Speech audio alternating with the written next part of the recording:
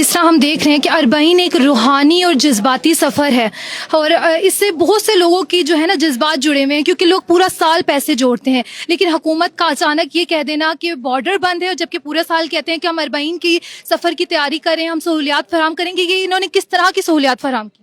بہت شکریہ. میں عرض کروں گا کہ اس سے بڑی زیادتی عوام کے ساتھ ہو کوئی نہیں سکتی، وہ بھی غریب عوام کے ساتھ.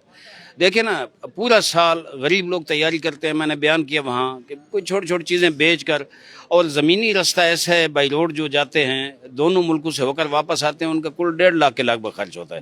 اور اب انہوں نے اعلان کیا کہ PIA کا طیارہ 8 اگست سے 11 تک جائیں گے، اور وہ جناب جو اماؤنٹ بن رہی ہے وہ 1,90,000 بن رہی ہے.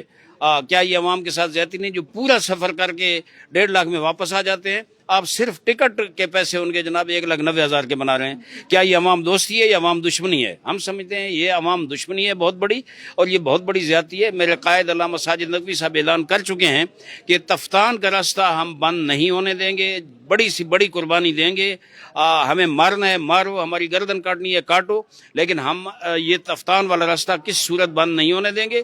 یہ ہمیں ڈائریکٹ امام رضا علیہ السلام تک پہنچاتا ہے. بائی ایئر افورڈ نہیں کر سکتے ہمارے لوگ. اکثریت جو ہے 80% غریب لوگ ہیں جو بائی روڈ جاتے ہیں، بائی ایئر نہیں جا سکتے.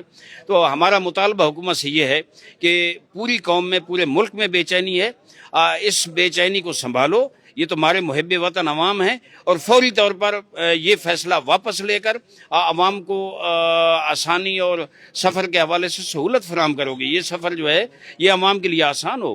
یعنی ایران کا سفیر یہ کہہ رہا ہے کہ ہم ان کو سیکورٹی بھی دیں گے، سہولیات بھی دیں گے، آئیں پاکستانی سے، اور ہماری اپنی حکومت دشمنی کر رہی ہے اپنی عوام کے ساتھ کہ نہیں ہم آپ کو روک رہے ہیں، زبردستی روکیں گے. یہ میرے خیال میں بہت بڑی زیادتی ہے. امید ہے کہ وزیر اعظم صاحب اور صدر زرداری صاحب اور آرمی چیف اس کو دیکھ کر اس پہ ایکشن لیں گے انشاءاللہ.